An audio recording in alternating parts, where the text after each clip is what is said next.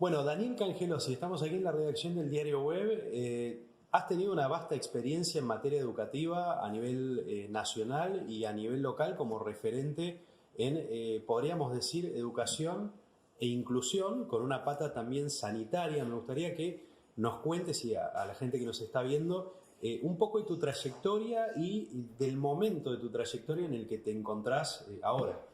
Bueno, buenos días, gracias por la oportunidad. Bueno, básicamente compartirles, yo nací en Bahía Blanca, ya hace 56 años, a los 29, 30 años aproximadamente, salió una propuesta muy interesante desde la provincia del Chubut, específicamente desde la ciudad de Esquel, donde, bueno, básicamente había que crear la escuela de ciegos, porque no había, no solamente en la ciudad de Esquel, sino prácticamente en toda la cordillera chubutense, una institución educativa dependiente del Ministerio de Educación que pudiera de alguna forma atender a estos niños que hasta ese momento, podríamos decir, estaban excluidos, o algunos de ellos estaban en algunos establecimientos, pero sin el acompañamiento, sin la orientación de un especialista. Digamos que la sociedad no tenía un plan para estos chicos. No. Entonces, bueno, evidentemente hubo una decisión política en su momento de crear un cargo a raíz de algunos papás que tenían a sus hijos con una discapacidad visual. Se hizo una convocatoria abierta a la cual yo me presenté y bueno, me fui con toda mi familia para la ciudad de Esquel y comenzamos un trabajo en ese momento en la escuela número 502. Evidentemente no había escuela, simplemente me habían dado un aula y bueno, fue recorrer no solamente Esquel, después Trevelin, Cholila, bueno, y así fui recorriendo prácticamente toda la cordillera chubutense y en muy poquitito tiempo, te diría en el lapso de un año y medio, ya teníamos más de 100 personas detectadas y la mayoría de ellos niños. Así que, bueno, se comenzó todo un proceso de inclusión educativa sumamente interesante. Yo estuve más o menos unos 13 años en Esquel, trabajando en la escuela, hasta que, bueno, tomé la decisión de venir a Puerto Madryn. Uno piensa, bueno, vos en Puerto Madryn también fuiste director de la escuela para chicos con disminución visual.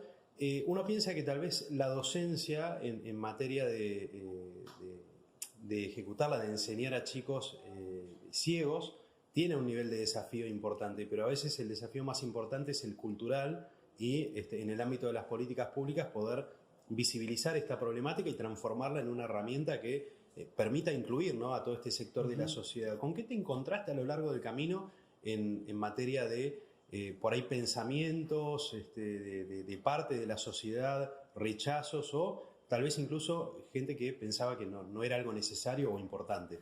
Bueno, que lindísima la pregunta, muy interesante, y en realidad te lo resumiría, aunque parezca redundante, ¿no? Me encontré con la sociedad. ¿Qué quiero decir con esto? Dentro de una sociedad tenés personas que aceptan claramente el tema de la inclusión, que la inclusión es un término que es mucho más amplio que reducirlo a la discapacidad visual o a la discapacidad en general.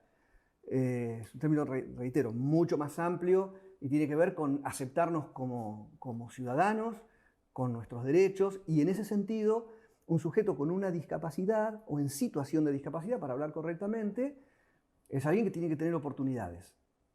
Pero también es cierto que para que tenga oportunidades hay que ofrecérselas. Y qué mejor que ofrecerlas en un ámbito educativo.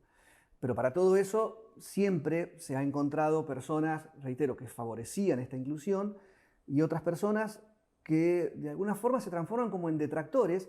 Y yo en ese sentido no abro juicios de valor, simplemente estoy comentando lo que he visto. Digo, no abro juicios de valor porque también aquellos que no están a favor de esta inclusión tienen sus fundamentos. Creo que nosotros lo que no podemos hacer como educadores o como sociedad es, de alguna forma, eliminar estos pensamientos, estas creencias, hacer como si no existieran. Muy por el contrario, creo que hay que ponerlo sobre la mesa, hay que llevarlo a discusión. Si bien también algunos podrán decir, pero mirá, las leyes referidas a inclusión en la Argentina llevan 20 años o más, entonces acá no hay nada que discutir. Lo que sí es cierto que independientemente de las leyes, todavía se sigue en esta disyuntiva y algunos profesionales, porque creen que no están dadas las condiciones para que realmente exista una inclusión. ¿Y a qué me refiero con que no están dadas las inclusiones? Falta de capacitación docente, aulas superpobladas, falta de recursos humanos, materiales. Como que el propio sistema no sirve en este momento para toda la población estudiantil, menos va a servir para una población para la cual tiene que tener una dedicación especial. Claro, yo no diría que no sirve, porque en realidad el Estado en sus diferentes... estoy hablando del Estado, no de gobiernos. Hay políticas al respecto, hay leyes, se ha avanzado pero muchísimo en la Argentina. De hecho, la República Argentina es pionera en la implementación de leyes que de alguna manera le dan a la persona con discapacidad, los posiciona como sujetos de derecho. Pero una cosa es la ley y la otra es el enfrentarse en el día a día con, no sé, la falta de transporte, la falta de recursos tecnológicos. Y bueno, hoy en día además estamos viviendo una situación bastante compleja, no solamente por la pandemia y en el caso de la provincia por las cuestiones económicas. Entonces todo esto lógicamente va a ser un obstaculizador a lo que está pasando con la inclusión. Daniel, has recorrido gran parte del mundo, has dado conferencias. ¿Te encontraste con las mismas posturas, estas posturas que vos decías que tienen sus fundamentos, que a veces están a favor, otras no en contra, pero no acompañan? ¿Te encontraste con esto? ¿Te encontraste con países, con sociedades tal vez que ya habían avanzado un poco más que Argentina en materia de inclusión? Qué buena pregunta. Mira, siempre respondo lo mismo porque es mi experiencia. Por ahí alguien podrá tener una opinión diferente. Pero en realidad esto de la aceptación es una cuestión de la condición humana. ¿Sí? No es que viajo a Europa y todo el mundo acepta. Lógicamente hay países que tienen muchos más años, mucho más recorrido, inclusive un ejercicio democrático mucho más antiguo que el nuestro, tienen una inversión que sale del PBI o del presupuesto nacional que es mayor al nuestro. Entonces, creo que lo que cambia es el contexto de cada país. Pero sí me he encontrado en países donde no se acepta abiertamente la inclusión y donde todavía se siguen con sistemas totalmente segregacionistas. Es decir, se considera que una persona que es ciega tiene que ir a una escuela de ciegos y transitar ahí su escolaridad, no tiene que incluirse con alumnos videntes. Esto también lo he visto. Y bueno, tampoco es para criticar porque uno viene de otro país, simplemente lo observa y bueno, trata también de poner lo suyo. Se me viene a la mente, y esto nos está pasando hasta el día de hoy, con Venezuela. Yo hace muy poquito acabo de dar una capacitación para docentes de colegios privados, porque tienen alumnos con discapacidad visual.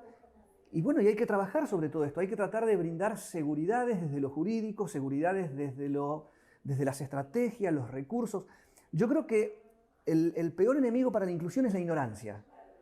Eso por un lado, o sea, hay que explicar, hay que transitar todo un camino y hay que tener una apertura desde el corazón. Claro. Si no se hace muy complejo. Por último, Daniel, ¿cómo ves la situación en Chubut desde tu lado, ¿no? Que sos un impulsor de educar, de avanzar, de estar haciendo todo el tiempo, y estamos en una provincia en donde en los últimos 3 años no se ha completado un ciclo lectivo, es decir, mejor dicho, se ha completado un solo ciclo lectivo en 3 años, 180 días de clases. ¿Cuáles crees que son los desafíos en materia de docencia? Porque, digamos, ningún estudiante ha tenido el calendario completo del ciclo lectivo. Sí. Bueno, lo primero para decir que la situación, disculpen porque no voy a descubrir América con esto, pero la situación es gravísima. Y lamentablemente los procesos educativos no son algo que se puedan evaluar a corto plazo. ¿Qué quiero decir con esto? Que el no tener 3 años de clases o haberlo tenido ininterrumpidamente o en muy pocos días son consecuencias que vamos a ver dentro de 10, 15, 20 años. Ahora, el Estado debe constituirse como un Estado garante. Y esto no es que lo dice Daniel o lo dice un educador. Lo dice la Constitución. Claro. Entonces, en la medida en que el Estado no se constituya como garante de la educación, va a ser muy complejo salir adelante. Y en esto hay responsabilidades compartidas. Digo, hay responsabilidades de los educadores, hay responsabilidades del gobierno. Por supuesto que hay diferentes grados de responsabilidades. Yo creo que en general los educadores, a pesar de las críticas que uno escucha, porque tengo amigos que me las hacen saber directamente, nosotros hemos hecho un esfuerzo enorme por sostener algo que es insostenible. Y convengamos que para cualquier trabajador, y esto sin ánimo de victimizarnos ni mucho menos, pero es evidente que nosotros estamos brindando un servicio también para el cual nos preparamos, tenemos vocación, le ponemos amor, pero también tenemos que vivir. Entonces, cuando vos estás sin percibir los saberes o lo estás percibiendo con 3 meses de atraso, bueno, resulta muy complejo estar en armonía, estar equilibrado, estar pensando lo que tenés que estar pensando. La pandemia, creo que si algo ha hecho es poner en primer lugar las dificultades que estamos teniendo y las diferencias que estamos teniendo socialmente. Entonces, creo que el desafío es sentarnos en una mesa a discutir, a debatir, pero tiene que haber condiciones. ¿Está? Tenemos que ponernos a pensar y a discutir qué tipo de sociedad queremos, para qué tipo de estudiantes, qué tipo de currículum, cuánto tiempo nos va a llevar eso, cómo el Estado, reitero, se va a constituir en garante de esos acuerdos a los que hay que llegar, pero hay que discutir y charlarlo, acordarlo y pensar que la educación es el pasaporte y es la libertad para que la persona pueda vivir como ciudadano con todos sus derechos como corresponde. Bien, Daniel, muchas gracias. No, gracias a vos.